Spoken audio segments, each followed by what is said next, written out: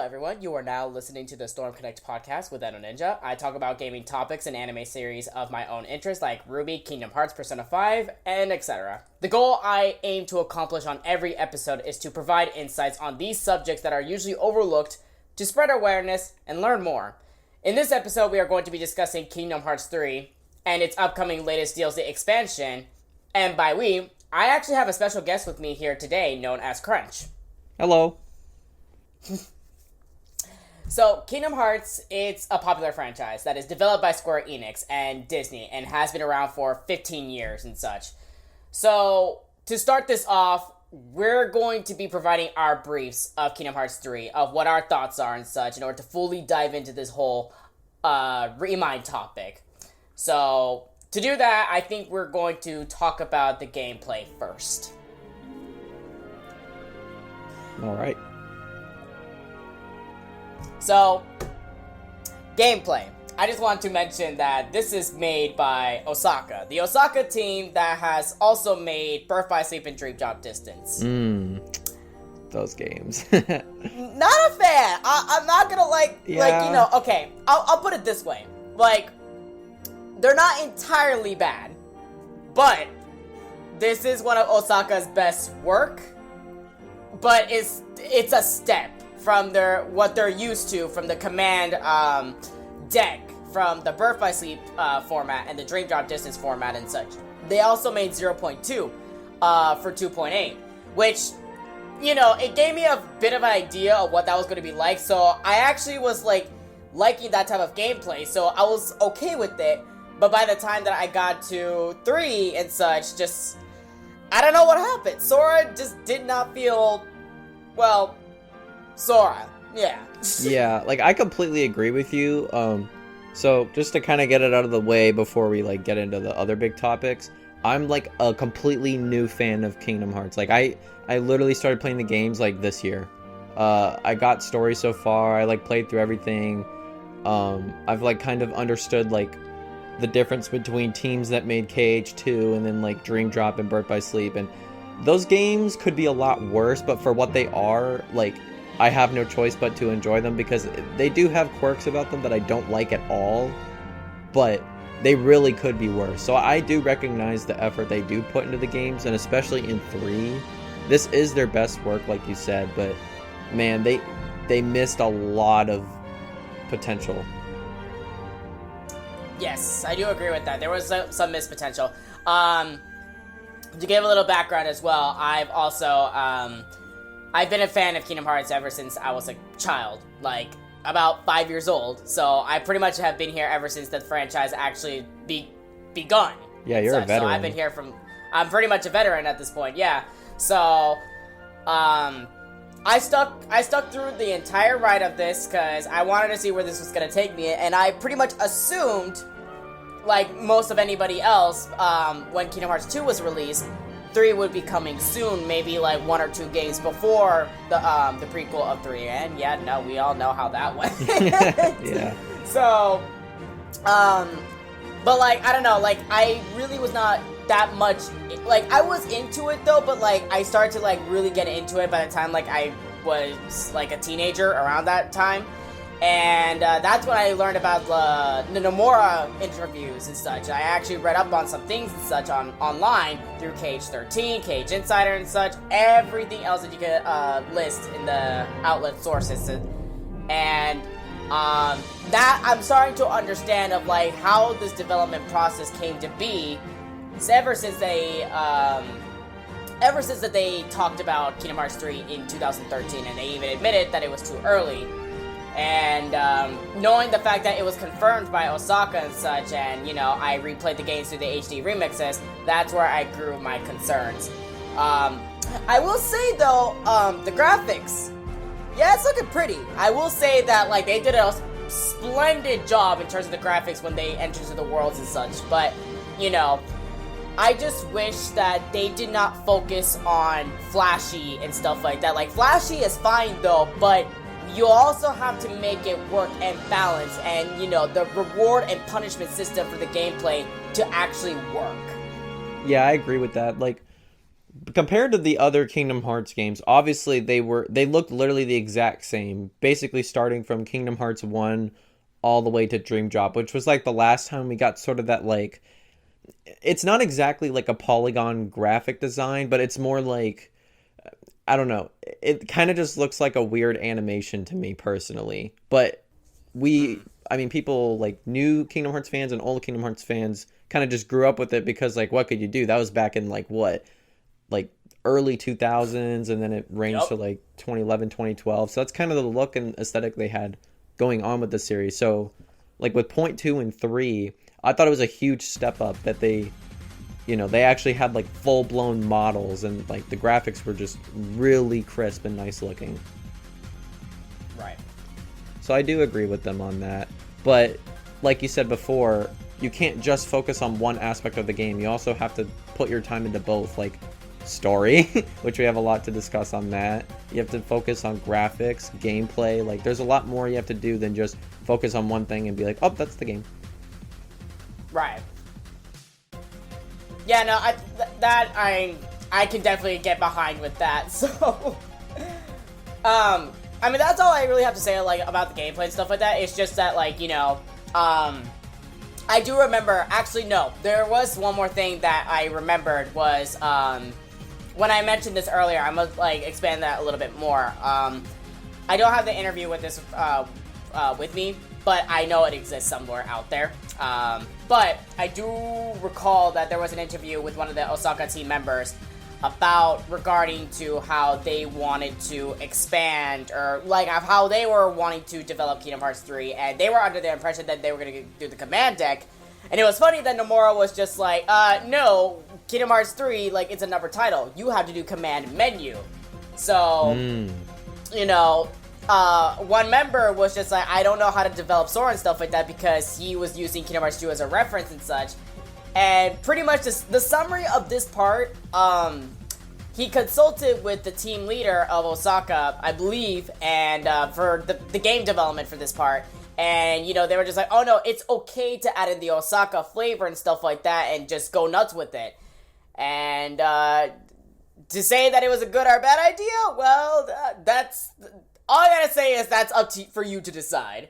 Mm-hmm. But all I gotta say is I think they had a little bit too much fun with that. But, I mean, hey, they're the ones who developed the game and stuff like that. I can't say anything more beyond that. That's just my last comment on that matter. Yeah, like, my last comment, and I'm gonna get into more detail probably towards the end when we actually talk about Remind, is my concerns with the gameplay, because if you kind of, like, go back to the old Kingdom Hearts games, like, more specifically 2, because 2 is basically your only... It's not the only good reference for a Kingdom Hearts game that's good, but, like, it did everything right that time. Like, drive forms were really nice to use, actual combat was good, magic was pretty good too, but, like, the biggest gripe I have for Kingdom Hearts 3 is how heavily you have to rely on links, especially for harder challenges like Crit Level 1. I basically have cheesed, like, all the bosses I've done so far with links. Like, I've switched between Ralph, Simba, and, like, others. And I feel like I can't really play the game like that, especially even on, like, normal Crit. Like, I feel like sometimes I have to cheese bosses because they're just that hard, and it's really difficult to learn these bosses, when that's kind of what Kingdom Hearts was all about in the past, was learning to beat these bosses and then feeling like a god, essentially, when you do beat them. Right. No, I'm with you on this one, because when Kingdom Hearts 3 was released, like, there was only beginner, standard, and proud mode, and, I did the level 1 proud mode, and I also did the critical mode. There's not that much of a difference, because it's not much of as a difficulty. The only way how I could define the difficulty between level 1 proud and critical is pretty much just don't get hit. Just do not get hit. That's the only thing. There's no, like, different behavior AI changes with the bosses, or the enemies with the heartless, the nobodies, you name it. And the unfortunate part is, again, you only cheap your way through battles is through links, or whatever, like, OP Keyblade transformations, and even attraction flow as well. It cheaps your way out of these things that I just, like, it kind of just takes away from that experience and such. Like, I'm not saying that they should not be in the game. It's fine if they are in the game and such, though, but I just don't want it to overrule that one, like, these other options in order to, like, defeat a certain type of boss and such. And again, I feel like it just took a different direction from the Kingdom Hearts 2 to what it had. So, yeah, no, like, there was not that much of an actual, like, difficulty change to it. It's just, health bar change, how many times you could use your magic and stuff like that. It wasn't, like, an actual, like, challenge, like, oh, wow, like, these bosses are hard to defeat. No, it's just the fact that, like, it became super tedious of cheaping your way to win. And that was, like, my biggest thing that I just could not get behind that. I'm like, I can't do this. And it's not even satisfying either. Like I've played a little bit with Edo doing a crit level 1 run, and, like, some of these bosses that are enemy waves that we've been stuck on and then have gotten past, like, the victory didn't even feel sweet. I was just more annoyed than anything. Whereas in 2, you know, like, take the first boss you beat in Beast's Castle, for an example. Like, that's a pretty difficult fight, especially on crit level 1. But the part about, like, constantly having to fight that thing over and over again when you're dying is you're learning along the way. And when you finally, like, have that one moment where everything clicks and you know exactly what to do and you beat them, it's satisfying. Because you feel like you are the one that solved that problem. Like, you're the one that feels like you're the one that beat the super boss or the boss or whatever you're doing in Kingdom Hearts. Like, compared to 3, even normal bosses, I'm cheesing with, like, magic or links, and I don't like that because, you know, we have the freaking Keyblade, bro. Like, the Keyblade is such a powerful weapon, and that's basically, like, the message that I got, at least, playing all the games, and it's just kind of ironic and hypocritical of the development team for these newer games that put way too much focus on magic and all these, like, summons when you could be, like, destroying everybody with, like, the Olympus Keyblade or, like, even the classic for that matter. I feel like they put in a lot of stuff in terms of the gameplay, like a complimentary of all of the previous titles and such to, like, have that type of reminiscent feel for Kingdom Hearts 3, but I just don't think that was just executed that well, in my opinion, especially the other things that they want to introduce to change up the game plan. I agree. I mean, we could talk about that more, like, in the future as well, but that's basically, like, the summed up version, because I'm really, like, the main reason I did this podcast is you seem to know the story more, I think, than, like, anybody I've met that plays Kingdom Hearts. Like, there's YouTubers out there that definitely, like, nail the story on the coffin, but, like, it's also a very confusing roller coaster of a story. And I feel like out of all the people that can properly explain the story, you do such a good job of summarizing it in a way that's understandable. So I was just kind of curious, like, what you thought about the story for Kingdom Hearts 3. Right. So, the story. Kingdom Hearts 3's lore. I want to emphasize this, that, to my knowledge, 0.2, Birth by Sleep, was actually supposed to be the beginning of Kingdom Hearts 3. So, because that was simply divided into 2.8, basically as an excuse, so then there will be more room to make content and more things to get explained more properly in Kingdom Hearts 3. That was the reason of why this direction was taking place. Mm-hmm. So, I don't mind the fact that, like, 0.2, it was its own thing and stuff like that. Like, I think, like, you know, starting out the adventure, like, okay, we have to get the power of waking and stuff like that. We need to build Sora back up.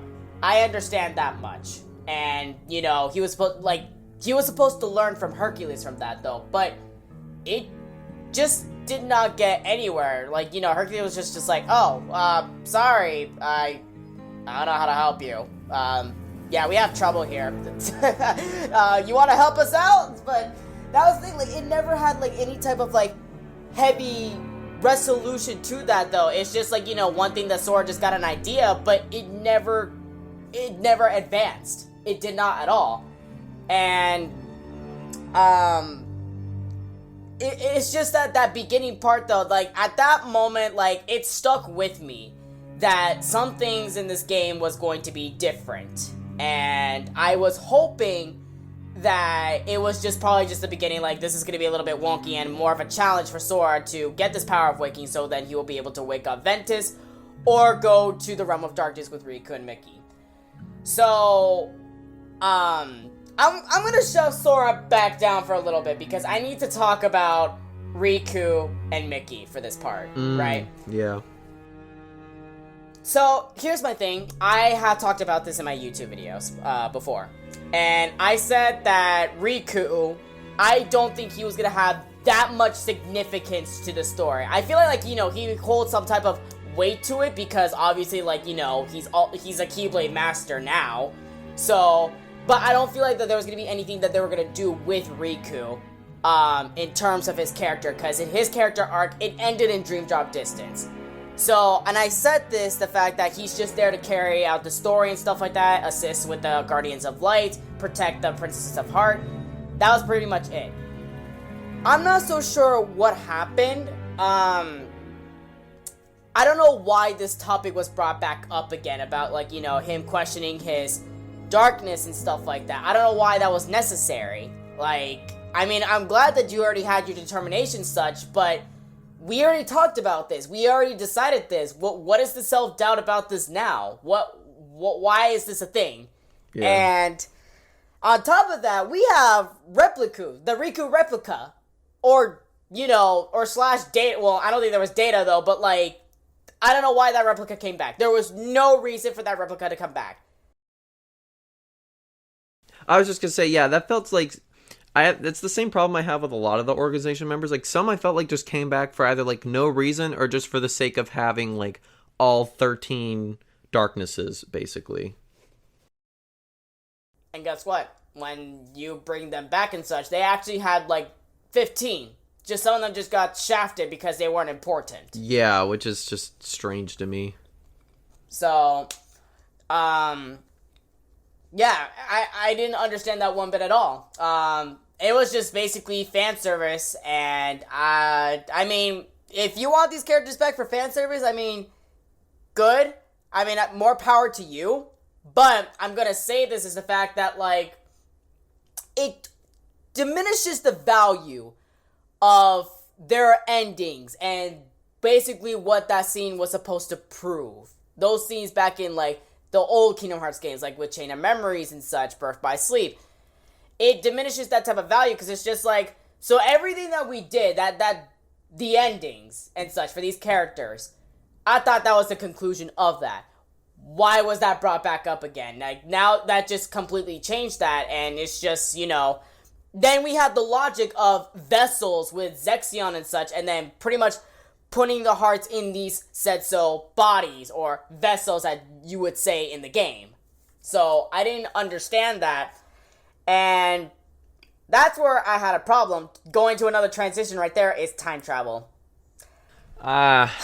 Yeah, see, the thing with time travel in, games or movies or books, such a hard concept to explain, and the fact that you're putting it in a game that's already so confusing to grasp, like Kingdom Hearts, it doesn't sit right with me. Yeah, it definitely doesn't, and I thought that was going to be the end. Well, not the end of it, but, there won't be any more complexity added into that after Dream Drop Distance. Because if you want to add time travel, okay, fine, do it. But that whole thing when all those members that pretty much, before they died, quote-unquote died, they time travel for this event to happen so they can make Sora the 13th vessel, but that did not happen. And then seeing their return just out of nowhere in Kingdom Hearts 3, just, how are you here? Please explain. Yeah, what is going on? I don't understand.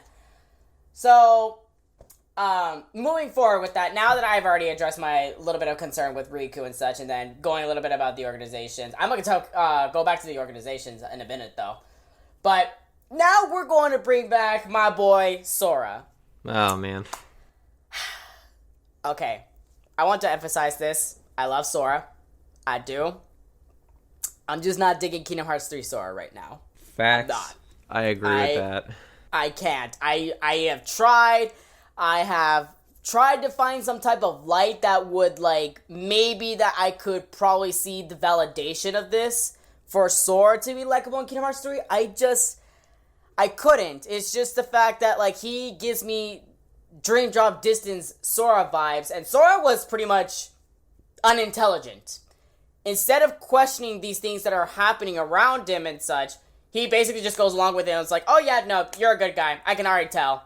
Yeah, Like, I hated that. Like, in the past games, what I've noticed from Sora is that that's kind of just him growing up, is like him exploring these different worlds and questioning things that are going on, like, such as, the world conflicts with Disney worlds, and then, like, the actual Kingdom Hearts story. Like, it's showing him growing up, which I can appreciate. But then you get to 3, and they kind of just threw away his entire character and built this kind of, like, I don't know, to me, he was kind of like a pansy throughout the whole game. Like, he was so built up upon, like, the power of friendship and, like, nothing can break me with my friends near me. And it's like, even then, like, he's also realized throughout his journey that sometimes he himself is alone too. And then when he is alone, he's still, like, he feels powerless in a sense, but, like, he's still got to do work.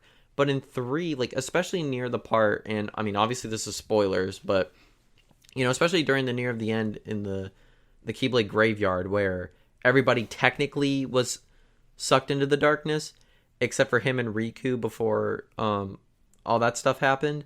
He just, like, gave up. And I could not believe that he just straight up right in front of his friend just started, like, crying and giving up. I mean, crying, I can understand that. I mean, you just lost a bunch of your friends randomly, but, like,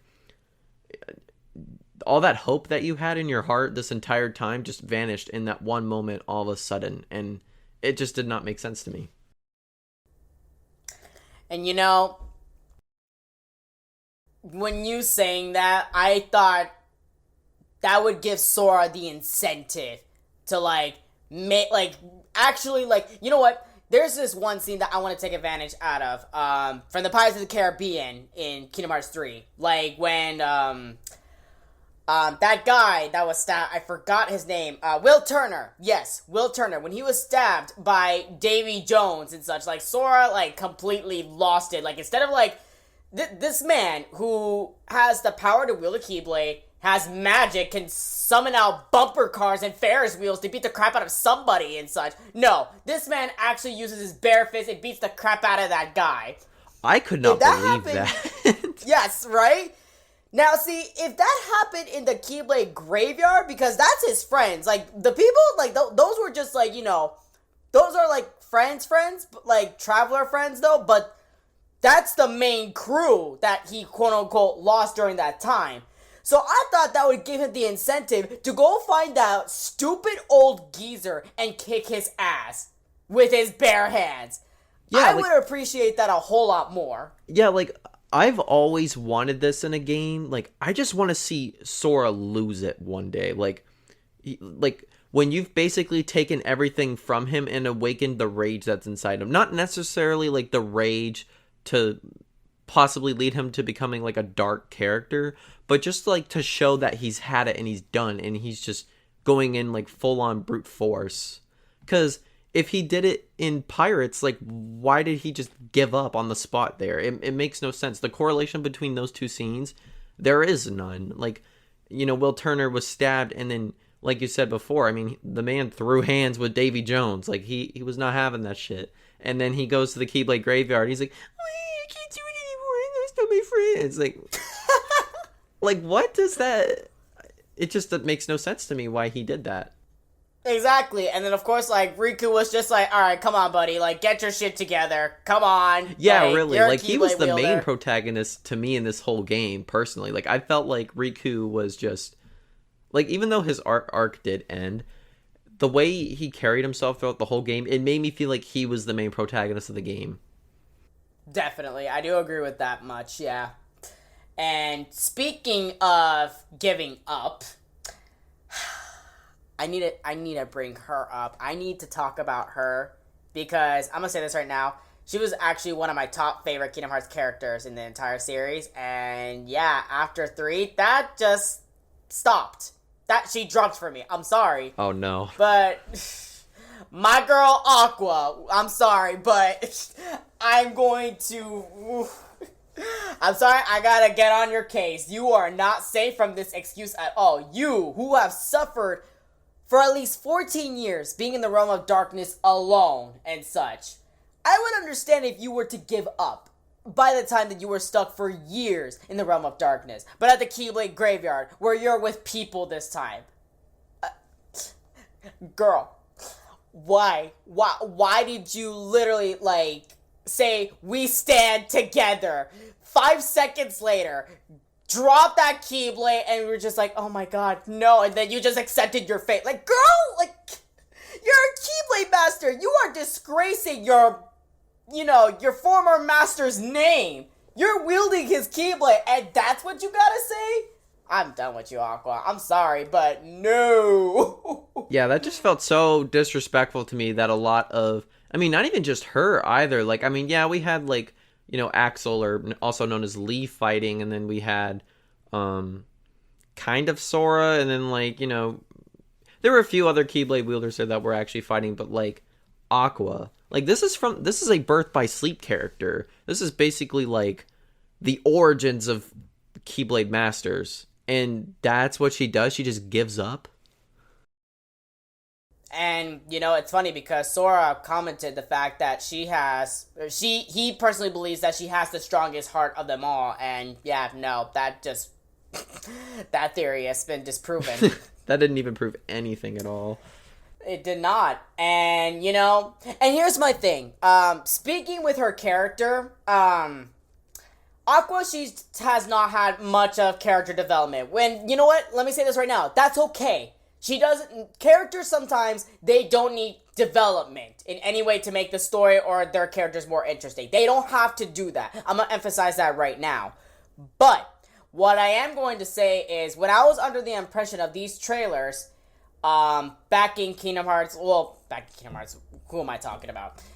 Back in 2018, when they decided to randomly drop the Aqua Nort reveal, as we labeled it back in those early days at E3, when they actually touch upon the story. That was the first, actually, yeah, I think that was the first, like, heavy lore related thing that they actually dropped for Kingdom Hearts 3 that made the internet freak out. And, oh my, I was screaming my lungs out. So, I was gonna be under this impression that she has, because again, like, having the yellow eyes and the white hair, like, that correlates of you being Norted, because we have also seen the other examples with Terra Nord, for example. So, after 0.2, since Xehanort had the idea of where Ven is and stuff like that, in order to get to Ven, he needed to go to Aqua. So I was under that impression that after that she has been found and such, you know, she is going to join the organization by force or by willingly and such. I at that time, I did not know. But it was interesting enough. It's just like, oh wow, Aqua has had a dark turn. Like, she is doing something that, like, the master told her not to do. And something that's just completely out of her character, though. But this is a good dark turn, though. Yeah. No. Back in when we got to Kingdom Hearts 3, all what happened was Ansem just threw this big dark magic at her face. And yeah, technically she was just being possessed by whatever dark force and such. And after that, you just had to beat the crap out of her to knock the sense out of her. And then, yeah, that's it.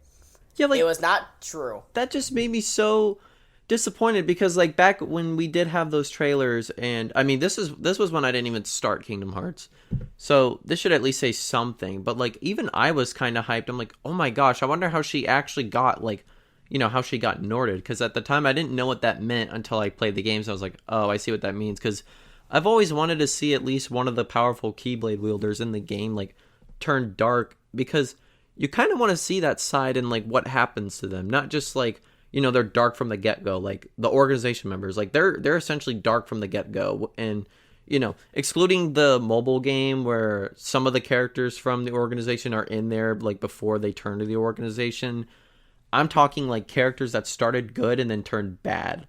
Like, I wanted to see Aqua's transformation, not her get, you know, smacked in the face and then thrown in the water and then just suddenly turn evil. Like, that's just sort of, that's anticlimactic and just a really lame way of, you know, making her evil for the sake of a plot.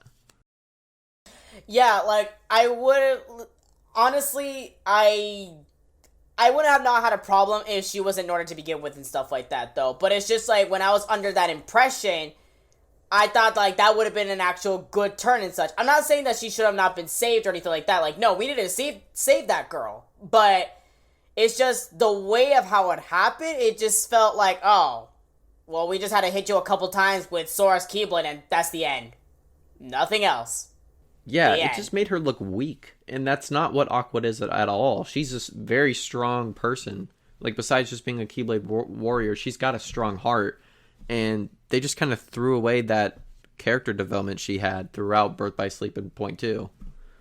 Right. So that's to what I was saying is the fact that, like, this could have been an actual, like, good turn and such as to, like, why, like, especially, like, if this was willingly and such. And when we got to that part of Kingdom Hearts 3, like, you know, she was like, oh yeah, Mickey, you abandoned me and stuff like that. I would have felt like, you know, her cooking Mickey like that, that would have been fine if that was real. Like, she actually joined in the organization. That would have been perfect. But no, that was just basically her quote-unquote dark side or dark force of evil that whatever Ansem threw at her, just talking. That's not how she truly feels. But, okay, alright, you can go off. Yeah, go off, Queen. So, but, yeah, no, and now, speaking of organization members, Ansem. So here's my thing with the organization members. I know I just said this earlier about, like, they only return for this fan service and such, but why was it necessary? Because if you really think about it, like, they were just there to fill up the seats for Xehanort, which that's obvious, that's fine. But it's just the fact of, like, they didn't have any weight. Like, they didn't have any of the reasons of them rejoining the organization, but this time under Master Xehanort's control, his direct command. There was not any reason explained with almost anybody that entered into the organization as to why they're helping this stupid old geezer again. Yeah. So, and, these two characters that really agitated me with this idea. The two traitors, the former traitors, Marluxia and Larxene, they're not a fan of, you know, being a member of the organization. They want to be the leader of the organization, because back in Chain of Memories, they wanted to overthrow the organization, stuff like that. But guess what? That failed. So why are they back in again? Like, what made Master Xehanort, or what made them work out the deal for them that they can rejoin again? And even Larxene was just like, oh, I don't want to help out with that, you know, that stupid old geezer with his plans. Let's, like, take over again. Let's try that shit again. But nothing was explained as to, like, why they were helping him out and such. Like, what was your motive? What do you gain out of it? Yeah, like, personally, and I don't know if this would have happened if maybe the games were made different for, like, story-wise, but it would have been kind of cool to see Marluxia and Larxene come together, like, with Sora in the group like that, because, you know, originally, like, they wanted to overthrow the organization, but that failed. But, you know, they should at least, that's how we saw them at first, like, in Chain of Memories. Like, you'd think you'd want to keep that motive for them, because it's also part of their character development, because it makes them do actions that define them from their goal of trying to overtake the organization. So I think it would have been kind of cool to see them turn to the light side and been like, you know what, we'll help you guys destroy the organization, because, you know what, like, what's the point of overthrowing it now, or something along those lines, because, like, it makes no sense for them to just randomly join back. They were just kind of like, okay, yeah, I'm back, what's up? Yeah. So all that time, like, basically everything that I've learned from the previous games and such, it just felt like it was completely irrelevant as to, like, what made them return for this part. Mm-hmm. So, yeah, and basically, like, again, they came back for fan service and to show off their own pretty attractive way of having a playground fight at Dirtland. Yeah, that's basically that entire fight summed up. And, oh my, but yeah, that's my big issue with that. But yeah, no, hold on. We're going on to more of the organization members. I'm not done here. We're not done. Oh, man. He's just getting started. Terranort and Xehanort. there at the same time. Yeah, literally how? How? That's because, here's the thing. They gave the logic that, you know, if a body has been split between the heart and the nobody, and if they're strong-willed, that nobody will basically, like, take form of that, you know, the body, like, that was left behind. And then the heartless, well, it might have a human-shaped form as well. So, you destroy the heartless, you destroy the nobody, and as Jens had said back in Recoded, that will reconstruct it to the original form before their destruction happened. So, guess what? Xehanort, he gave out his heart, and his heart became the heartless, and then the body, it became the nobody, creating the existence of Ansem and Xemnas. And even they pointed this out in Kingdom Hearts 3 and such, like, why does his heartless and his nobody look so young? He must have used another body to do that because his body was too old at the time, which he took form into Terranort.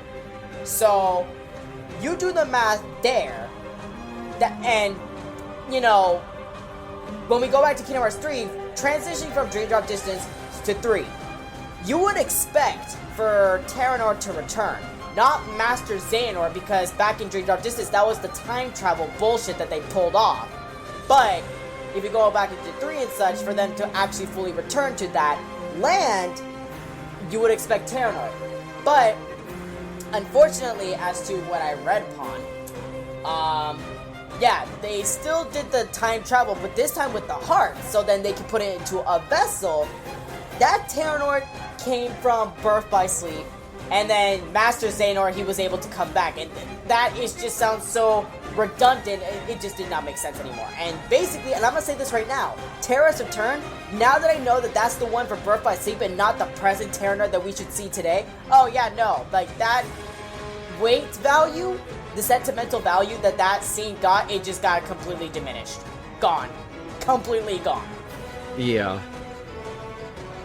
So, I don't understand, like, what was the point of that? And, I don't know, it's just, like, and that makes me question, I'm like, so, who was that? Like, who was that guy controlling, like, I get, like, yes, I know that's Xehanort, though, but it's just, like, is Master Xehanort aware of this or whatever and stuff like that? I don't understand. I just do not understand. Like, I have a hard time comprehending this. It makes my head hurt.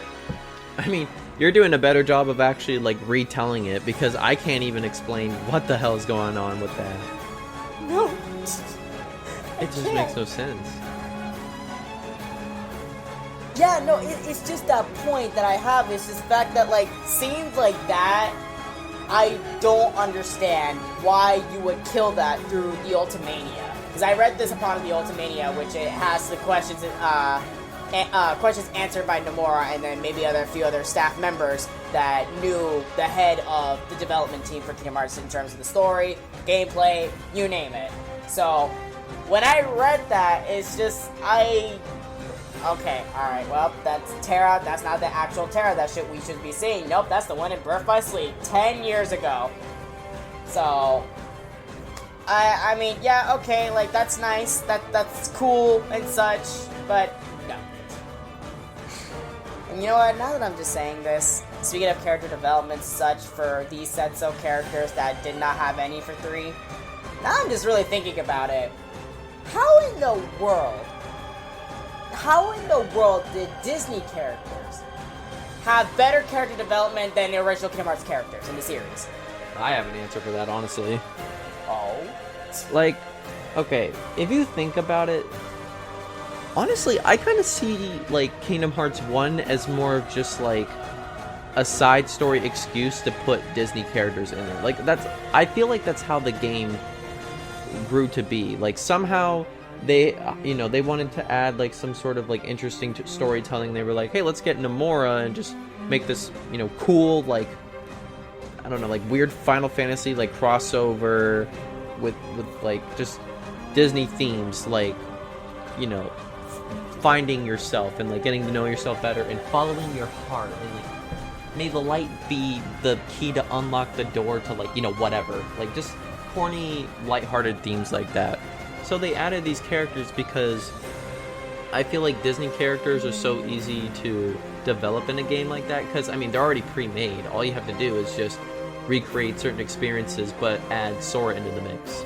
And that's kind of like their theme. But then you go to, like, the actual story for Kingdom Hearts, and they're struggling to develop these original characters like, you know, Kairi and Aqua and whatnot, and, like, you know, obviously Sora and Riku too. They just focus way too much on the Disney aspect because they want it to be a Disney game while also trying to focus on the main storyline. So it's like, I feel like they were just having a gamble at it, like, which story should I focus on more? And then they were just like, you know, screw it, we're going to focus on Disney. And then they just kind of added the side story there. Right, yeah, and that was the thing for, like, Kingdom Hearts 3. Like, I feel, because the thing is that we've learned in the worlds is that they have to focus on playing their stories and such. Like, basically what we've seen in the Disney classics of the movies and such.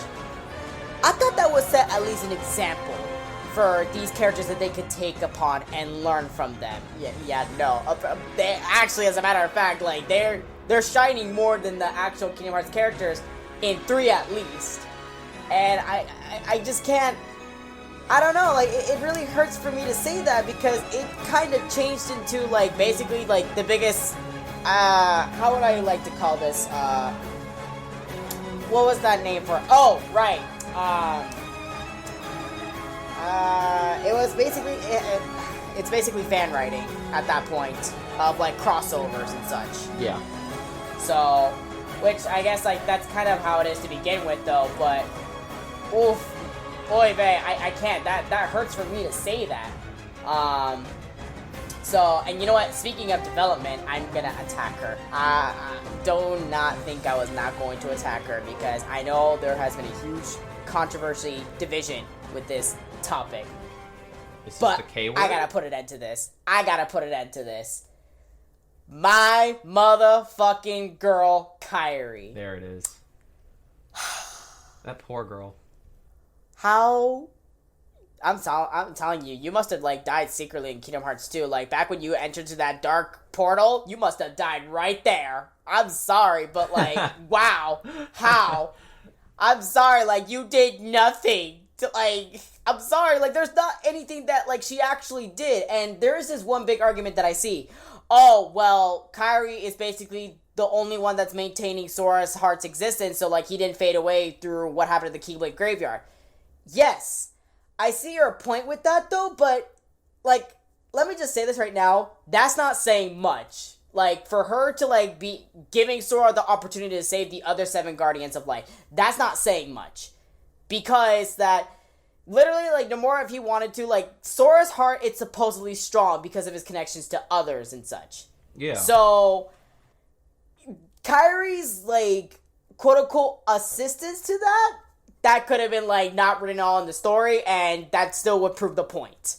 So, about saving lives and stuff like that, yeah, no, that's not much compared to what Sora has done, which it's saving the freaking, the worlds in between, everywhere, twice.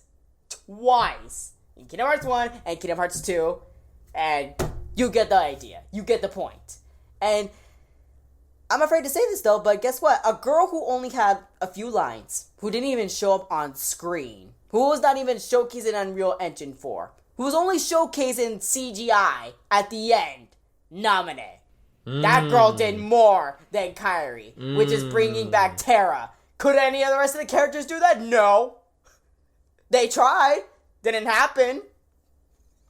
Yeah, they basically just made, like, after 2, I've always just seen Kairi as, like, a side chick in the story. Like, just, you know, unfortunately, I've just been seeing her as, like, you know, Sora's girl. Which, I know, to some, that sounds very disrespectful. Like, oh, don't underestimate Kairi. Well, give me a scene from KH3 where you can convince me, because I'm pretty sure you can't. Like, how is it that you went into a hyperbolic time chamber, a different world outside of one with time, to train and understand the arts of being a Keyblade master, and you're out here swinging that sword like it's a freaking tree stick that you found off of a tree, and you're trying to fight Saïx? How? Like, what were, like, okay, I'm not expecting, like, Keyblade Master level, but, girl, what were you doing throughout that time? Were you fucking around? Because that's under the impression that I'm in, sadly.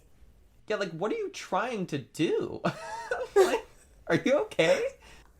Yeah, I'm sorry, but, like, whoever did you dirty, like, dang, I'm sorry, like...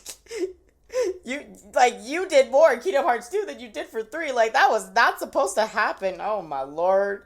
Oh, no. Yeah. So, I don't know. It's just that has always stuck with me. And, again, we're going to talk a little bit more about this of Kairi for Remind. Because, again, like, this is basically our briefs with Kingdom Hearts 3 and such, though. But this is basically, like, adding on to the reason of, like, our interesting experiences with 3. And, you know, that's pretty much, like, the main point of that story that I just have to say. But if we're gonna conclude this in the right way, I need to squeeze this in as well. Which is my biggest problem that I have with the game. Basically, my biggest problem with Kingdom Hearts 3 that I had overall was my questions that I've waited for years. That was supposed to be answered. Let me say this right now. They were supposed to be answered. It's not supposed to be like, oh, well, it was never guaranteed. No. It's an end of the saga and such. That's how it should have ended to begin with. And those questions, they were either A, skimmed over, B, unanswered, or C, just basically just gave me some type of unlogical, basically a not logical answer that just basically contradicts to whatever happened at this scene or that scene and so on forward. Like, I prepared a little bit of a list right here. The first one. What the fuck is Kingdom Hearts? Please tell me what the fuck is Kingdom Hearts. I don't know what Kingdom Hearts is, because apparently the stupid door that we saw in Kingdom Hearts 1 and the stupid heart moon that we saw in Kingdom Hearts 2 was not the real Kingdom Hearts. So what is the real Kingdom Hearts? What is it? Like, it was a door, it was a moon, and now it's like, what even is it? We don't know. And the only thing I know is that we bring in this, the mobile game, Union Cross, because unfortunately it has some weight to the actual storyline. I don't know why, but it does. And through that movie, Unchained Key back cover, Gula, one of the foretellers, mentions that he needs Lux for this big summoning of Kingdom Hearts. But we never got to see it. We don't know how that works. And apparently it's forbidden to summon Kingdom Hearts. So, yeah, I that never got touched upon, and I thought I would see it. And I don't know if the Kingdom Hearts that we saw in 3 was even real or not. I still don't know. I'm confused. So, that's one. Another addition. What was the purpose of the black box? Yeah, why really. Make it so important? And I thought that was going to be answered in 3 and such. Like, here's the thing. That thing came from Unchained Key, and apparently it's supposed to go beyond further in the Kingdom Hearts title. So, in a way, I'll excuse that, though. But, like, why was it so important for 3? That never was answered. All I know is the fact that, like, again, just Unchained Key characters came back for the ending. That's it. Yeah, I feel like on top of that, like, because... You know, it was Maleficent and Pete that were hunting for it too, right?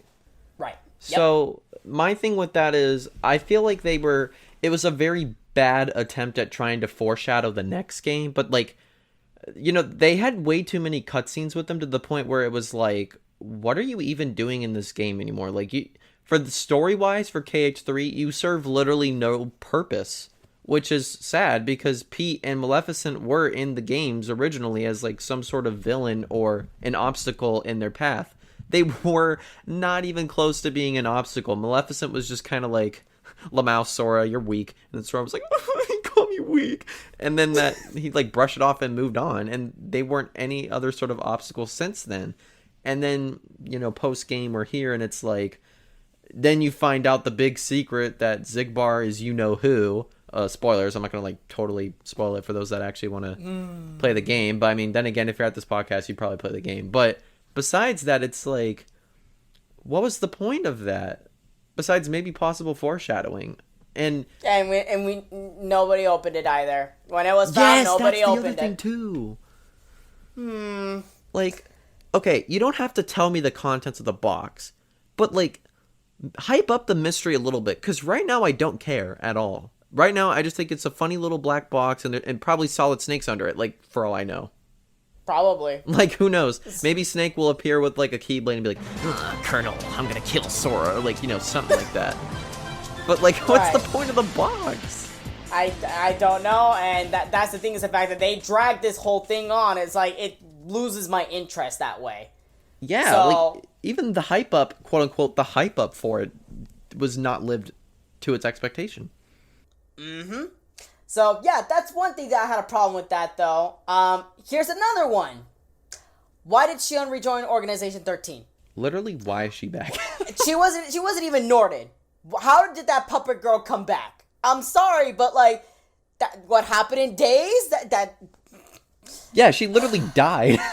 She actually, like, died because she wasn't real. She actually wasn't real. And, like, you not only, like, for the sake of bringing her back, ruined that part of Kingdom Hearts 3, but you also just ruined Days' ending. Like, that's kind of an iconic ending if you think about it. Like, yep. Rox is holding Shion as she's, like, limp on the ground and basically having, like, a few last words before she disappears, and that completely destroys Roxas.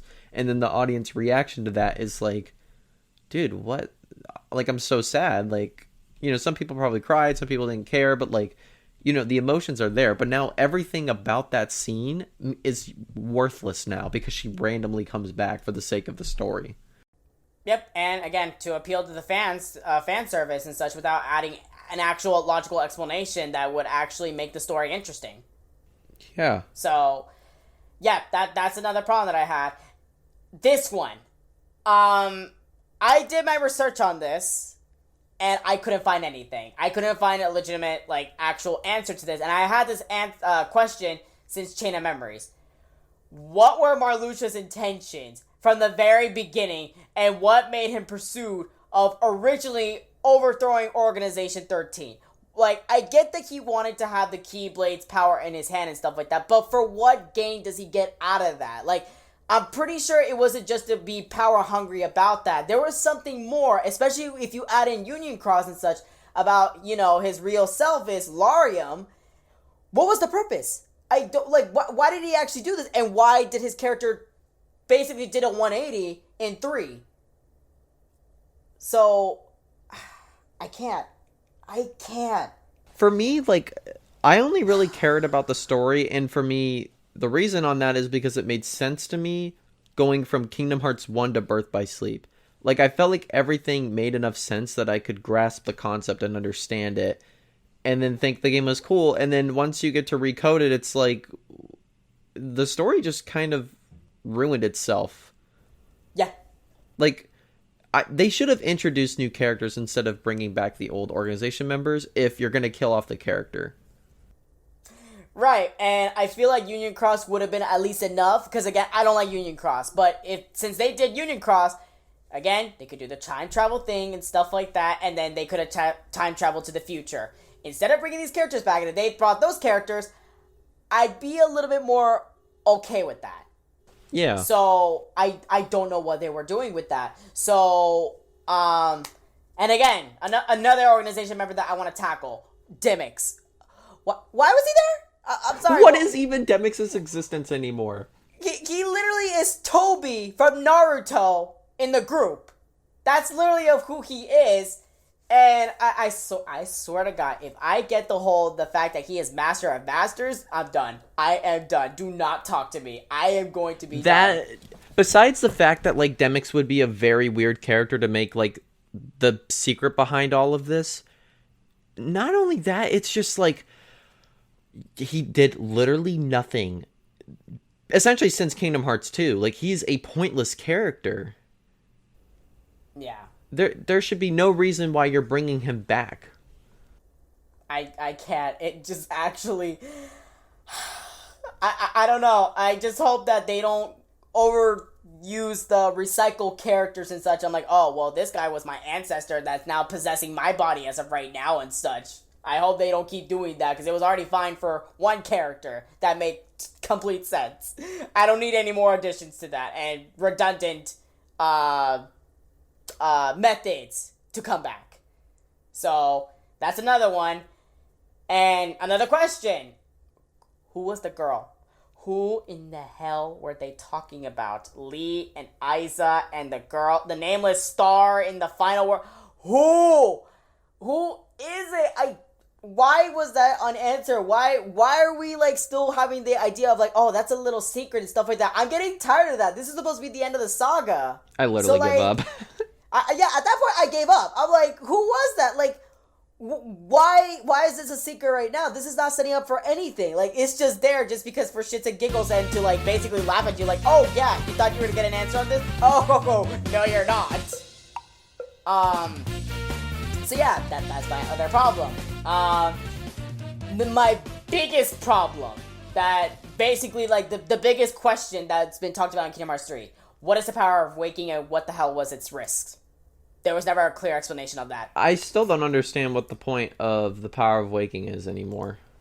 And how are you supposed to know if you have it? Because it seems that Jensen didn't even have a clue, he didn't even have a clue of what that was. Or not of what it was, but to know if Sora were to have it or not and such. And then guess what? Sora goes through all the Disney worlds and then gets to the land of departure. Oh, you've always had it. You just never knew how to use it. Okay. Alrighty then. That's and guess what? All we know is the fact that apparently since that supposedly helped him, it killed him at the end. It killed him. But hold on. I'm gonna save that note because again, this is where Remind is gonna come in, and we're about to approach that very soon. So I have that question as well. And you know, again, who was the traitor of the foretellers? What drove Xehanort to do what he did and stuff like that? And the one thing that I learned in the Ultimadia is the fact that Xehanort's backstory, and for him to basically become the main antagonist, apparently, if that were to be explained, Kingdom Hearts, the Xehanort saga, it would not be over. So, Nomura's strategy was to basically shelve it in the back for now until it's time to explain that. He's dead. He's dead now. He's literally dead. He's literally dead. So you might as well just explain that, like, how do you do that to one of your characters? It just now does not make any sense. He was this scientist that has a scientific curiosity regarding the actual X-Blade and the true Kingdom Hearts. And yeah, no, nothing. We never got to know his motives and stuff like that. All we know is the fact that he expresses that he thinks that the world is a failure. Whatever structure of the world that has been built upon, it's a complete failure. So he wants to reestablish between light and darkness. But we never got to know why. We don't get to see an example of how it's, you know, the light and the darkness, it's not in perfect balance, or it's not equality or whatever. I don't know what he was trying to accomplish now. And I don't know if we're ever going to learn that. Hopefully in Remind, but again, we're going to tackle on that. And then basically, everything that has happened for this Keyblade War to happen. 7 Princesses of Hearts of Princesses. We didn't even have a complete 7. They were completely irrelevant because regardless, the 7 Keyblade wielders clashing with the 13 Darknesses, which half of them don't even use Keyblades, they still were able to spawn the Keyblade. That still did not make any sense. I still don't know anything about that. So it's just like, you know, what does the 13 Darknesses have anything to do with the 7 Hearts of Princesses? I still don't get that.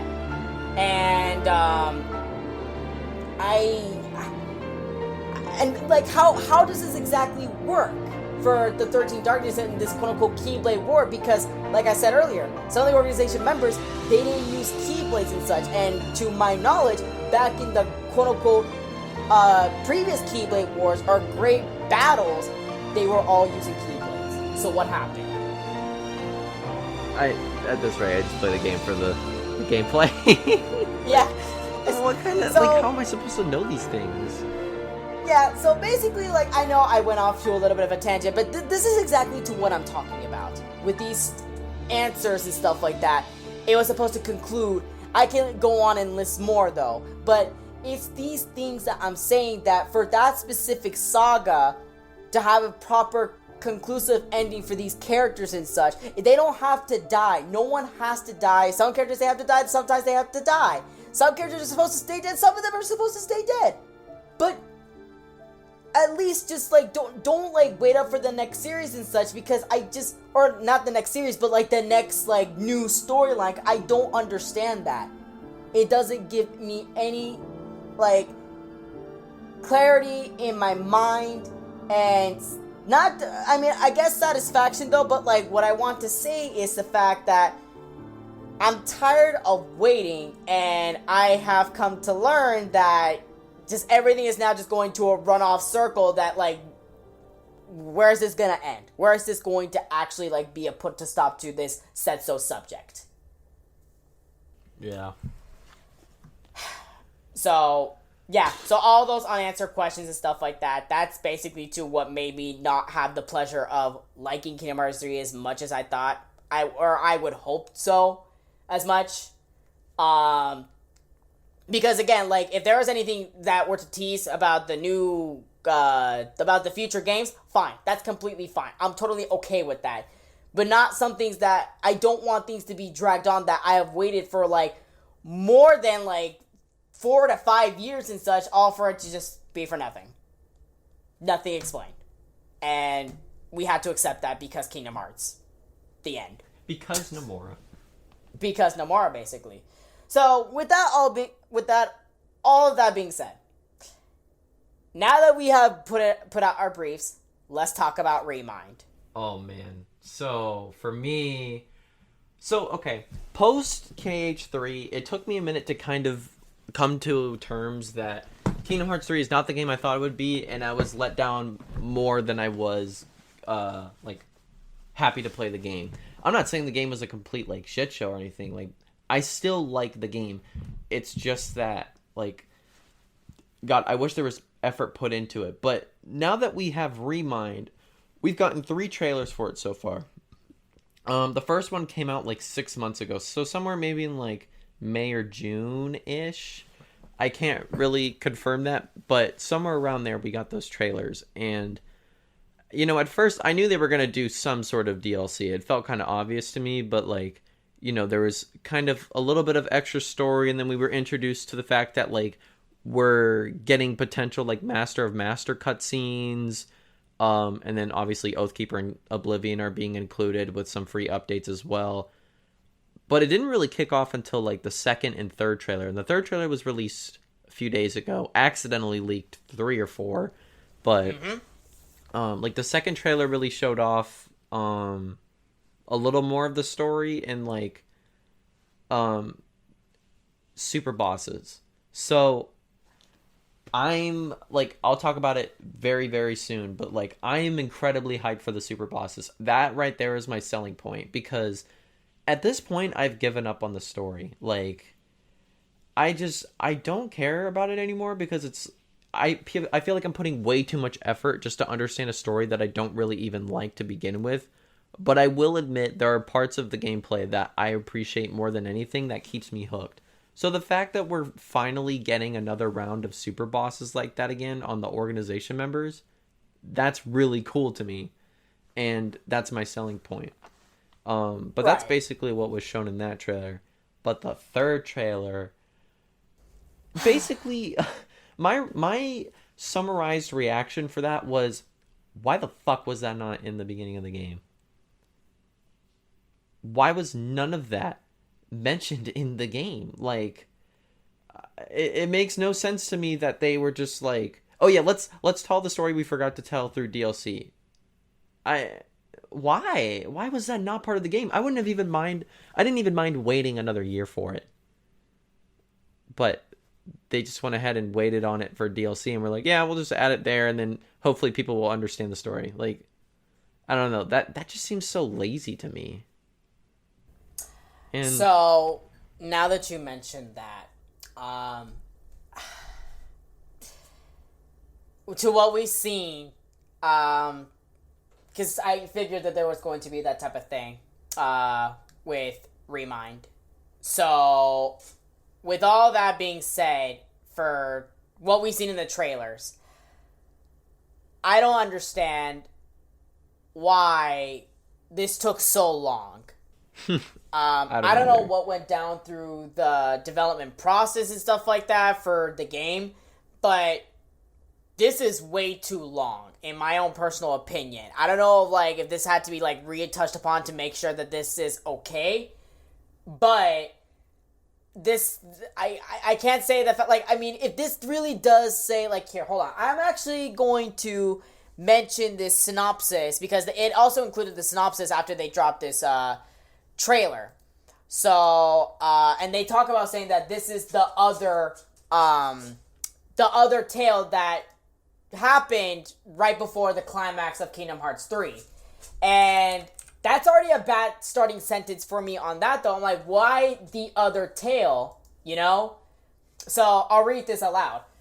Remind. The other tale that unfolded during the climax of Kingdom Hearts 3. Determined to rescue Kairi, Sora travels to the Keyblade Graveyard a short time before the final battle was to take place. Lacking a corporeal form, he traces the hearts of the 7 Guardians of Light. Through experiencing their personal battles but firsthand, Sora is about to discover the truths that he has never before imagined. So why do we need to re-talk about Aqua's struggles? Because that's under the impression, again, this is under the impression and such. We don't know what's going to happen in the game, though, but that's pretty much as to what it's telling me. And it's like, this is already bad as it is. Like, right now, since, again, Kingdom Hearts 3, it felt not really complete with that. And I know, like, that's a very bold statement to say this, but allow me to say it, though. Why the other tale that has to be told through DLC? That right there, we're going to the Final Fantasy 15 path.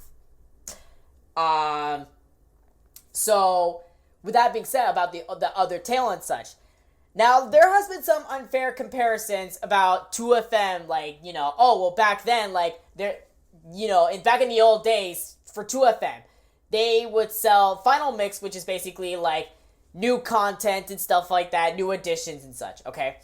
So let me bring Kingdom Hearts 2 FM real quick, okay? Back then, we did not have the ability to distribute copies through DLCs of basically the quote-unquote Final Mix. You had to basically rebuy the game again. But here's the thing, though. Final Mix of Kingdom Hearts 2, and pretty much 1 as well, I could say this actually, but when they distributed these Final Mixes, it wasn't a band-aid, as I would like to say, for 3. It's not about telling the other tale and stuff like that. No.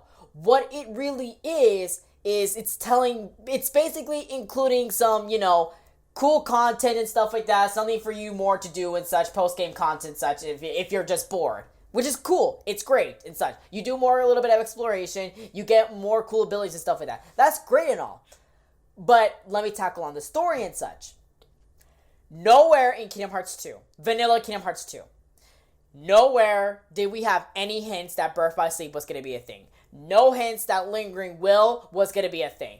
Oh, Tell really? me where. Yeah, there was no hints of that until Final Mix was dropped. Wow. So, it's not for them to put a band-aid to, like, say, like, you know, to tease a little bit more about that. No, the Final Mix was the first time that they're teasing events that are yet to be told in the future and such. While for Remind, it's basically explaining the other things that were just, like I said earlier, questions that are left unanswered and such. Everything that the complaints about the game and such, it's just basically that band-aid to fix it. Which, I mean, here's the thing that, regardless, like, that's cool that they're doing this now and such, though, but, like, it's not worth it. At least in my case, it's not. But if you think that is, that's more power to you and such. But it's just the fact that I had to find out through this DLC expansion that costs $30 to know about the other half. And, yeah, no, I'm pretty much aware to where that leads to, because as of right now, I don't know about the story. I genuinely have no clue about the story, and, you know, it doesn't excuse for that type of storytelling archetype at all. It doesn't at all, and I just can't be patient for that because it's just not starting to make sense. And it's just the fact that, like, there's too many things going on that are being just shoveled back, you know, back into the library and whatever. And it's just like, okay, so what is this now? I don't get it and such. It's just like you lose. That's where you lose me with that type of logic. So, and, you know, yeah, like, the Remind, it's also going to include a few other, it's going to include the Super Boss and stuff like that, which is cool. That's great. That's incredibly great, though. But I'm a lore type of guy. I also care about the gameplay very much and such, and like, you know, for what the post-game content has to offer. But I'm gonna say this right now, I'm a very heavy lore type of guy and such, and that's why I follow the Kingdom Hearts series heavily for that. And it has I've been running around in circles with this. Like, basically, probably faster than teacups in Kingdom Hearts 3 when you activate that attraction flow. So, I'm tired of running in circles. I need a break. I need a breather from this.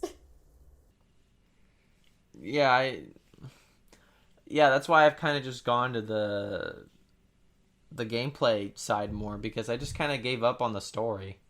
And with Remind, at least, like, my selling point going back to it is like the super bosses, but I really hope with the super bosses, like, just kind of like shifting gears a little bit, I really hope there is a balance patch, because this game has so much potential, like, gameplay wise. I feel like story for me, I've kind of given up, and that's a personal thing. Like, I think that's great if people do have hope that the story could potentially get better, but I'm at this rate more just of a gameplay guy, and I still see potential in it. I just think they need to balance links and give a little more power to, like, physical attacks, because, you know, you're wielding a keyblade, like I said before, like, it's a very powerful weapon, so why are you stripping that power away by making me abuse links and stuff? And with super bosses, I would actually really like to know this. I really want to know how to fight these characters in this game specifically, if they're going to be, like, just fighting them one at a time. So I just want there to be some sort of balancing where I feel like I'll have the tools to figure out the boss while also doing enough damage, and not just breezing through them with, like, just gimmicky, corny strats, like using Ralph and trapping them for several hours and then wrecking it, as they say. So let's touch more upon that real quick. So they briefly mentioned, we haven't seen a preview of this at least though, but like they did confirm that there's just this thing that's called Fast Pass Mode, I believe. Oh, is that the Scala Kylum thing? No, that's not the Scala Kylum. Basically, Fast Pass Mode is you can adjust the gameplay a little bit more than just setting the difficulty. And, you know, like, for this, like, I'm not so sure because it still sounds all vague to me. But basically, like, you know, you could set this at any point in time and such, because, like, Nomura, he said that he wanted to make a difficulty harder than critical mode and such, though. But, like, I guess, like, he's giving you a little bit more freedom to, like, select of how, like, the gameplay could be challenging to you and such. Now, my thing is the fact that, like, I don't know, like, if it's going to really, really change the gameplay to that extent, though. But if they can at least fix a couple things, like, you know, again, the unfair reward punishment system for simply guarding, I hope that's fixed as such. God. Like, guarding in this game makes no sense. You press the guard button, you block a move. Keep in mind, this game has a crazy amount of multi-hit moves. Like, for an example, like, a lot of young Xehanort's moves are multi-hits. So why is it that he just randomly hits me every now and then, even when I'm guarding? Like, what's up with that? Mm-hmm. That is another thing I hope gets fixed, too. Yeah, it's just the fact that, like, the only way that you could get around quote-unquote guarding is if you have the Big Hero 6 Keyblade, or, you know, the Ultima weapon Keyblade.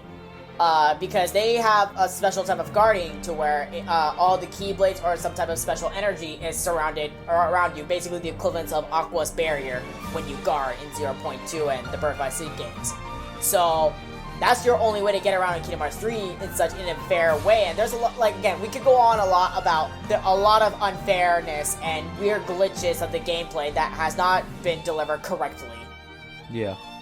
But I'm hoping this Fast Pass mode, like, I'm not expecting for it to fix everything, but if it can fix at least some things that have become a huge annoyance and hindrance to really enjoy the gameplay, then maybe I can really, for me at least, I would be happy to give this game a little bit more of a chance, because I also enjoy the gameplay much, and that's also my primary reasons to why I also go back to Kingdom Hearts so much, because it has a complementary story to it back then, at least for me. And then gameplay that's just super satisfying every time I do something, and I'm just not feeling that anymore with Kingdom Hearts at all. But if they could do that with 3, I'd be more open to it. Me too.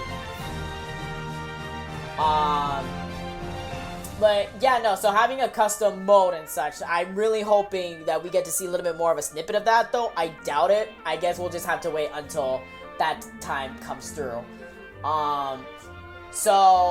But yeah, no, but basically it's to everything that I have talked about here. We have talked about here for Remind and such. There's this one thing that's also been brought to my attention and such, which is basically, expectations versus, the reality of the game, which leads to your disappointment and stuff like that. Now, here's the thing. Anybody is allowed to set up their own expectations and such for the game. And I personally believe that it's only fair to at least try to take in and, keep in mind to, whatever you see from the trailers and stuff like that. It's something for you to keep in mind, and basically to your previous knowledge of the games and such, you have at least a good idea to how things are gonna go, or what to expect and such. And especially the fact that this is the end of the saga. It's the end of it. Not the entire story as an overall, though, but at least the end of the saga. So, apparently, to my knowledge, it's known to be a common storytelling archetype, though. But if that is, then, oof, that's a yikes. That is an extreme yikes, flawed type of thing that, unfortunately, that there's now such a label for it, and that's unfortunate. And the fact that, we have danced around a lot of things for too long for Kingdom Hearts, the time has expired. That the time for redemption and stuff like that is kind of expired for me for that. But, again, it's cool and such, though. But, again, that's just me. It's my thing, the fact that, it did not accomplish that for me for Kingdom Hearts 3, though. But, hey, everyone else, they had their own type of way of viewing Kingdom Hearts 3, right? So, anybody's allowed to do that. You're not completely at fault for that. So, let me get to this then, to where I'm going with this. Because I had completely wanted to avoid this. But I noticed that I seen that this was going to be brought up, and I had a feeling it would.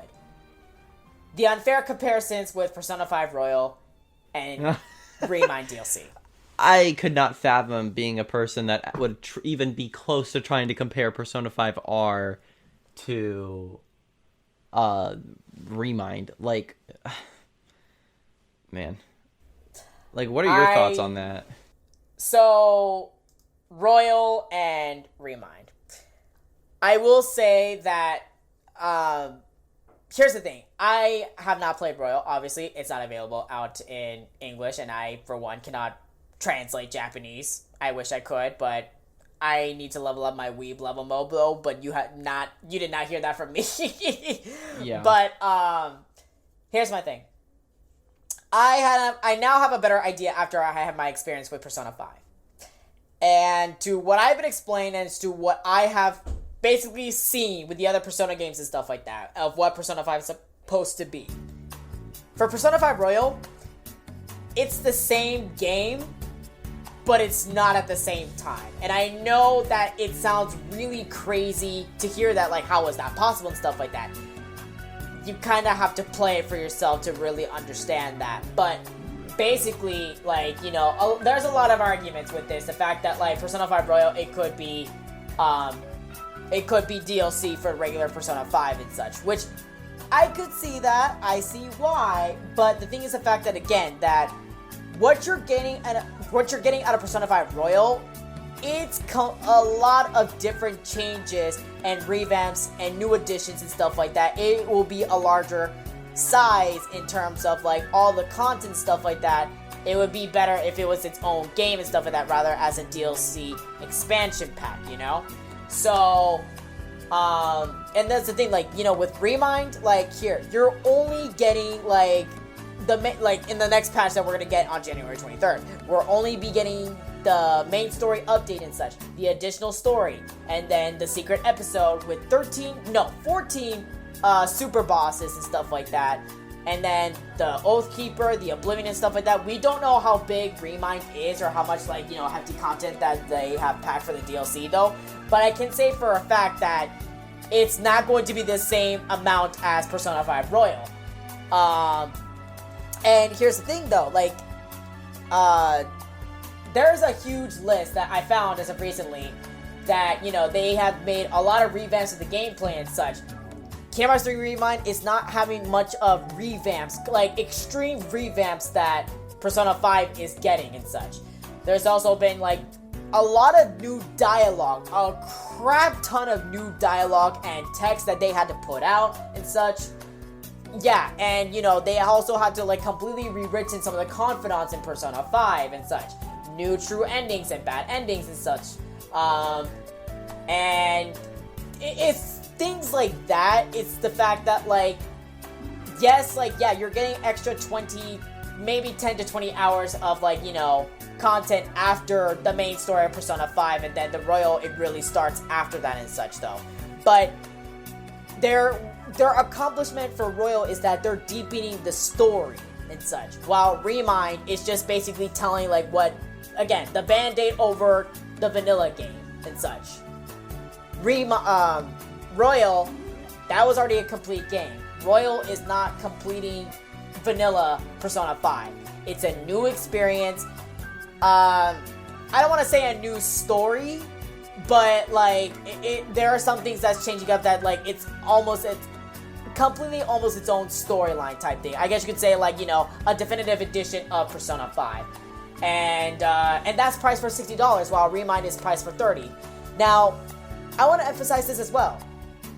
I don't agree with the price for Remind, but I will say that it is realistic for Square Enix to price Remind for $30. Because again, we don't know, like, yeah, I did see the list. We did see the list of what it contains and such, though, but we don't know, like, how much that truly means. But if there's gonna be a lot of content stuff like that, okay, I can see why it's $30 and such.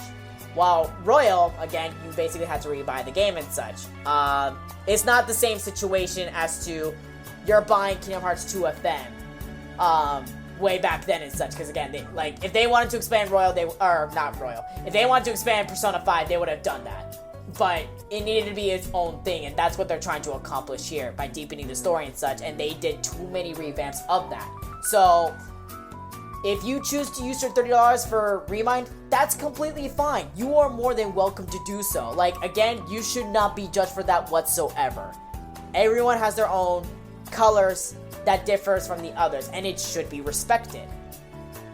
I, for one, I'm not gonna get Remind, at least out of my pocket. I'm gonna say that much, because to what I got for Persona 5, I feel like I get a lot of more content and a lot of more things that, like, get me, like, to the edge of my seat with that game. And I feel like Royal is going to do that again, especially to what they advertise. Like, they're doing a lot of things that are extreme that, like, I even spoke about this with veteran Persona fans. Like, they said, like, this is really extreme. Like, this is even, like, bigger than what they did with Persona 4 Golden and basically the definitive editions of the Persona games. So that's why it's big hype. That's why, like, I feel like, to me, I'm going to be having my field month, or who knows of how many months to a year, that I'm going to be having with Royal. So I feel like, you know, again, I'll be glad to spend my another $60 and such, and then, you know, anybody else that wants to do a Remind, or both, even, that's fine too, as well. So, you know, you get your satisfaction, I get my satisfaction, stuff like that, to what you seek for, but I do want to emphasize the fact that, like, at the same time, it's not exactly really the same thing in that path. So, at the end of the day, this all determines if you believe Royal and Remind, if it's worth your money or not. It's not saying, like, it's too expensive or anything like that. Like, no, they're at the appropriate prices as they should be. Unless we play the game and then we change our minds later, that we have to wait until the future for that to arise. But until then, to what has been advertised, what has been marketed out there, it's up to you. And there's no wrong answer of that.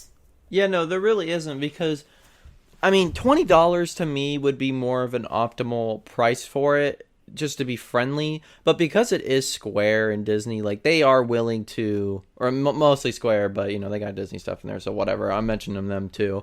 But $30 is fine. I'm completely okay with that, because at least it's not over 30. If it was like $10 more, I would have been like, okay, this is strange. But I'm fine with $20. And if you don't like it, you don't like it, and if you're not going to play it, then who cares? Just let others that enjoy this game enjoy the game. So yeah, no, that should not, like, nobody should have to, like, go at it with each other, because, like, again, my Twitter has been a little bit crazy of that, which that's why, like, I've really put that, I've just been sleeping on it, because you know what, at the end of the day, your experience comes first before other type of experiences. It's just interesting to hear of other people's differences of opinions and such, and again, it should be respected at the end of the day. Yeah, and like one more feature that, there's probably like a few more that I could probably think of, but I think we basically cover the super bosses thing. But the last final thing I really have to talk about for like Remind is Radiant Garden and Scala ad Caelum, because right.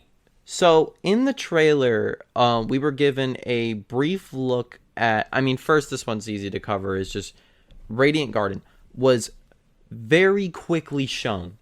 It was a glimpse. It was the first still shot that we got when we were introduced to the new trailer before they showed off, like Aerith, Leon, and whoever the other girl was for like the Final Fantasy characters. Now, that was cool, and I'm hoping it's going to be more than just a cutscene-esque thing for, like, Riku just asking where Sora is and whatnot. But I really hope, and this one I hope for, that we can explore Scala ad Caelum more than just being on the railings, because in the trailer we were shown that if you boot up the little railing thing and you can glide around Scala ad Caelum, I'm hoping you can do that on foot too, because something that's really unique about the Kingdom Hearts games is creating these vast and just beautiful worlds, and Scala ad Caelum is actually my favorite right now. Like, out of all the Kingdom Hearts worlds and series, like, they do it the best. And I think, because, like, going back to it, like, you go to the end of the world, which was in Kingdom Hearts 1, or like whatever that area was, and you could explore it. Kingdom Hearts 2, you were given the world that never was, which is incredible. I love that place so much in 2. Like, sometimes I just explore and beat enemies for the sake of, like, revisiting the area again.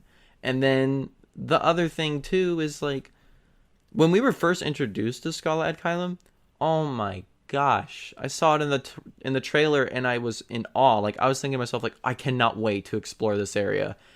And we didn't get to do that, and that was, like, probably the most disappointing thing of all time. Like, the only sort of exploration you could do without hacking the game was initiating the fight with the armored Xehanort clones and then kind of just dodging enemies to explore around. But from what I can tell in the trailer, I think we get to explore more than just that area too, and I'm really hoping to do that too, because there's more of that area that was shown in the trailer that I've never even touched or seen. Like, I've never seen those angles, I've never seen those landmarks before, and I'm hoping I'm right, because I would love to explore that area more. It's really pretty.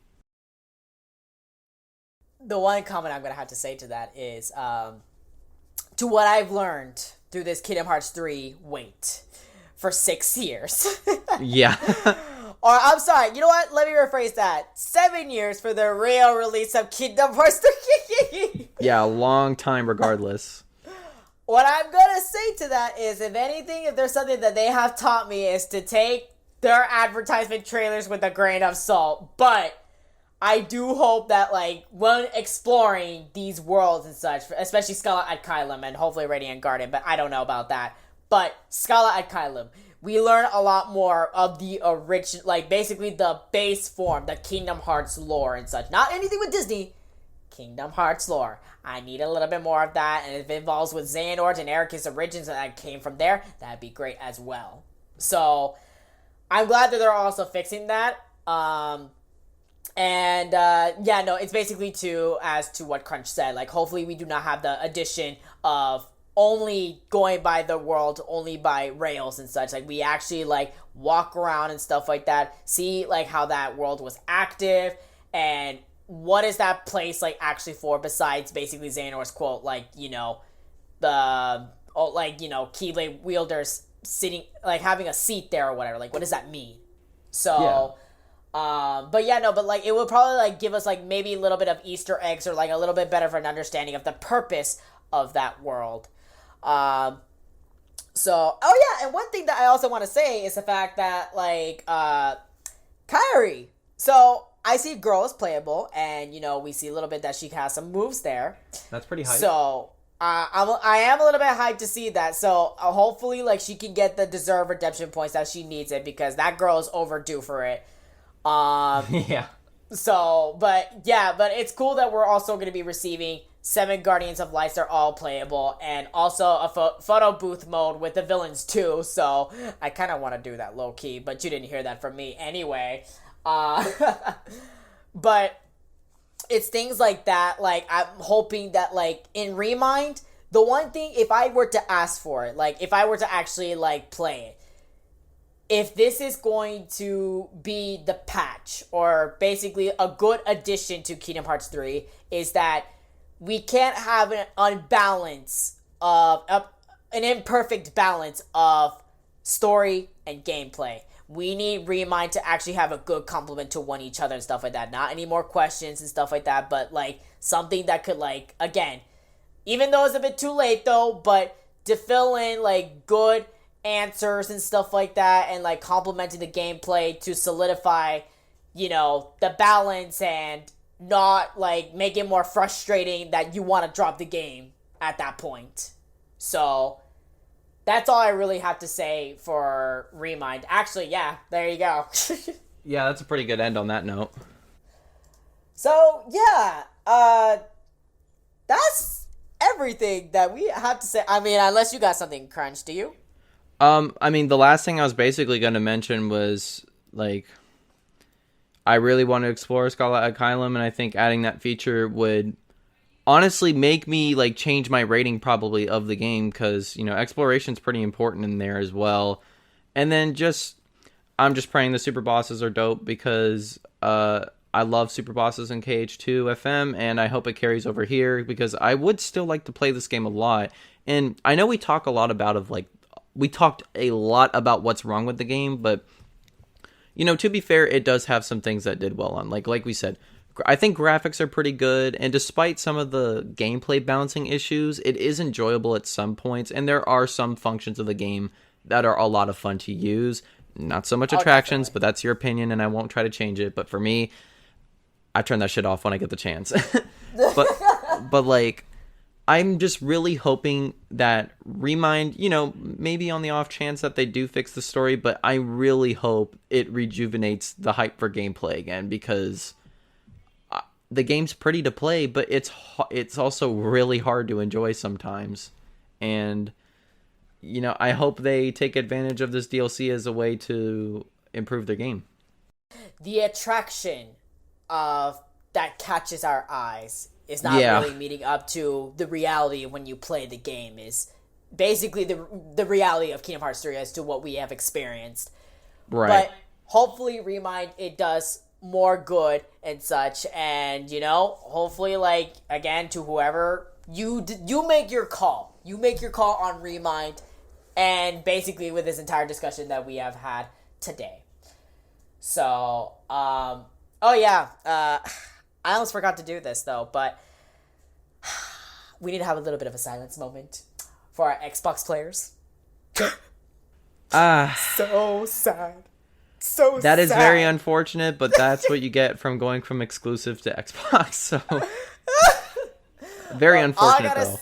Yeah, very unfortunate. All I gotta say is, if you're a real stand for Kingdom Hearts, and you were happy about Kingdom Hearts 3 being an Xbox One at the same time as PS4, well, all I gotta say is the fact that you should not be surprised. The fact that they got... They got chickened on. That's all I'm going to say. Yep, extra month. But, but unless you want to go crazy and stuff like that, and, go to its respective origin state, which is PlayStation, there's that option. But we understand if you have the finance issues and such. I mean, again, this was a little bit of a short notice as to when this DLC expansion was coming out, and we didn't know it was going to take a whole month for it to come out on another platform. I'm so sorry. But if you still stick with that Xbox idea, good luck avoiding spoilers, and YouTube videos and other videos if you have Twitter or Facebook and other social media platforms, and maybe hopefully not on Discord either, because you may never know. You can't trust people these days. So, but other than that, that wraps up the discussion of the real Kingdom Hearts 3 releasing next month. Just pray that this game is good, or the DLC is good, please. Yes. So, hopefully, if you get the game and stuff like that, you enjoy the experience, and hey, more power to you that you enjoy this game and such, and then everyone, we just move on and such, and then that's all I gotta say. Also, Sora for Smash, as we're recording yes, Sora for Smash. Hopefully the Game Awards is going on right now. I've been kind of peeping a little bit of the news during the podcast, but not too much because, we're talking about Kingdom Hearts. But I low-key hope Sora's in the game. If he's not, completely understandable. But I don't know. That render of Sora, very, very low-key, made me think of Smash. Just a little bit. And it's probably a coincidence, but I'm just saying, that'd be awesome. I want it to happen too. I need for it to happen to bring me that life. I just want music in the game too. Like, imagine Rage Awakening in Smash. That would complete the roster for me and the content for Smash, and I don't care what other additions they bring in. I just need Sora, and then I'll shut up. Yeah. I mean, that's basically the only character I want left, but obviously I don't mind other picks too. But yeah, that's kind of like the small, Smash discussion thing. But yeah, fingers crossed. If not, oh well, But if you got in, awesome. Definitely. So, yeah, that wraps up for this discussion today. Again, you are here at Storm Connect Podcast with Edo Ninja, and also my special guest star of Crunch. That's I will me. be linking his social media links on this the blog here at kingseyes.life network. So be on the lookout, follow him on his social media platforms and such, and go support him. Yeah, I appreciate you having me on the podcast. It was really fun. Definitely, it's my pleasure as well. Thank you for being here with me today as well. Yeah, of course. This is Edo Ninja, and I'll see you guys next Wednesday. All right, see you later.